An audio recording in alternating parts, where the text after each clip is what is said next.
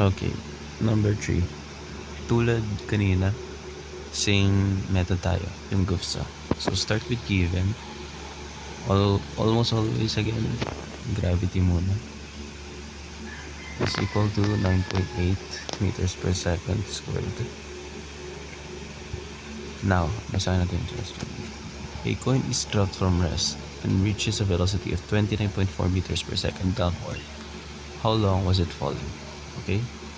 So, meron ulit tayo dito, drop from rest. So, ibig sabihin nun ay yung initial velocity natin ay 0 meters per second. Or kung again, hindi binention, automatic, ganda na yan. Sabi dito rin, piligyan rin tayo ng 29.4, which is yung second natin na velocity or yung final velocity. 29.4 meters per second. Okay? So, ang hinanap dito, yung time. Kasi tinanong how long was it falling. So, unknown natin. Okay. So, yung unknown natin ay yung time. Now, gamit yung unknown, hanapin natin dito sa mga formula to kung saan yung may time. Yung formula 1, 2, at 4 meron. Okay, isa-isa natin. Sa first one, meron ba tayong VF? Meron. VI, meron rin. Acceleration, other term pala kay acceleration ay gravity rin. Same lang ang acceleration kay gravity. Okay? So, meron rin. Check sa 1. Dito tayo sa number 2. May distance ba tayo? Wala. So, hindi yan pwede. Same goes sa formula 4. May distance? Wala. So, hindi rin pwede. Ano tayo? Dito tayo sa pangunang formula. Formula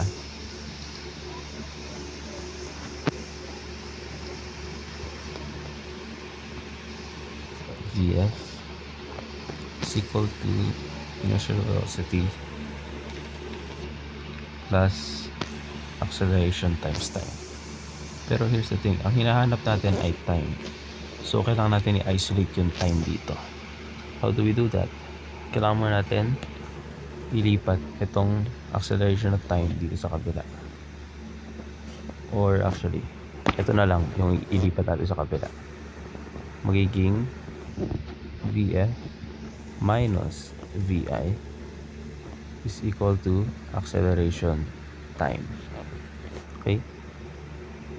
Tapos, itong acceleration, pwede rin natin siya tanggalin by dividing both sides by acceleration para ma-cancel din.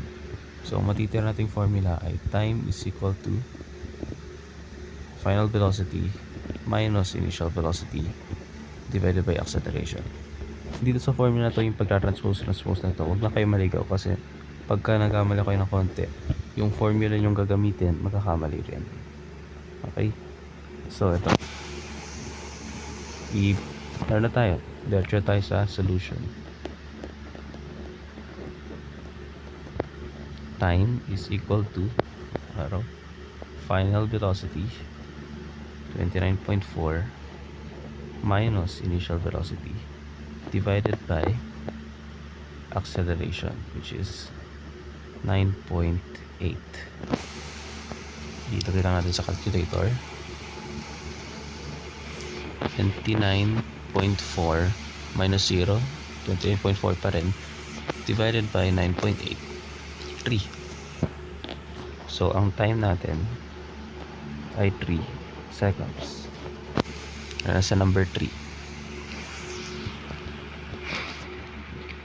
Number 4 naman tayo. Hindi ko na buburin yung given since almost always given naman yan, diba? Ayun, dito tayo. A ball is thrown downward from a cliff. After 2 seconds, its velocity is 29.6 meters per second downward. What was its initial velocity? So, binigyan tayo ng time. Sulat na natin yun dyan. Time is equal to 2 seconds.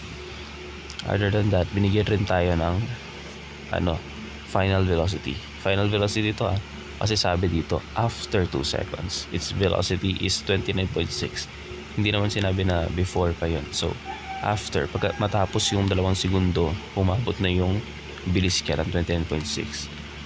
Tapos ang hinahanap, yung initial, kung saan siya nanggaling. So, ang time, 2 seconds.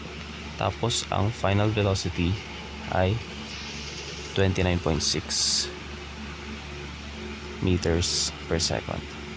Ang unknown natin ay again yung initial velocity since yun yung hinahanap. So, formula. Ano yung formula dito na gagamitin? Again, hanapin natin dito kung saan siya makikita. Sa 1 meron, sa 2 at sa 3 at sa 4 rin kompleto. Wow. Okay, 1 muna tayo.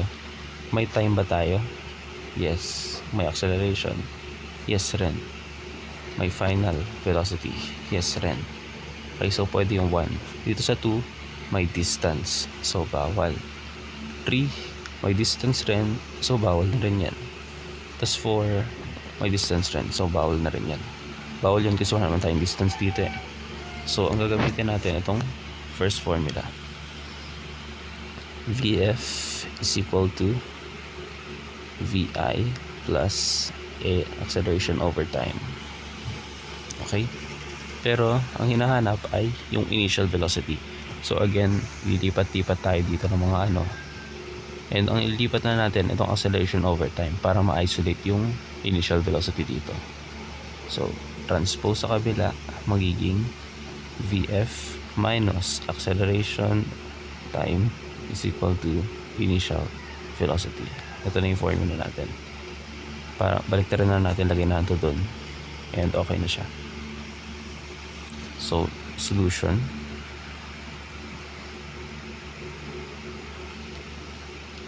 Initial velocity is equal to final velocity minus acceleration over time.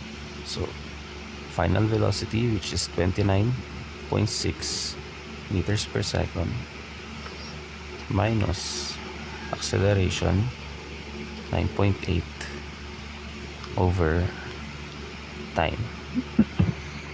So, mag-iulit natin sa calculator. Unahin muna natin to kasi may parenthesis eh. 9.8 times 2, 19.6. And then minus from 29.6 magiging 10 meters per second yung initial velocity. And then ayan na yung sagot mo, diba? Minsan di naman 0 yung initial velocity, pero kung walang given, almost always 0 siya. Pero in this case, ang hinahanap ay initial velocity, so hindi siya given. Okay, so yeah, that's all for free fall. Okay, Carl from the future here. I just realized something. Kulang yung sagot ko sa number 4 at saka sa number 1. Kasi ang hinahanap pala ay velocity, not speed. So kulang rin siya ng direction. Ang direction dito sa number 4, yung 10 meters per second, ay downwards. Okay. Same rin dito sa number 1. Downwards rin yung direction niya. And it's almost always downwards naman. Although in some cases, may chance na maging upwards yung movement. Pero malaman nyo naman na upwards siya kasi yung sagot nyo magiging negative. Okay? So yeah, just a quick reminder, other than the unit, wag rin kalimutan yung direction sa physics.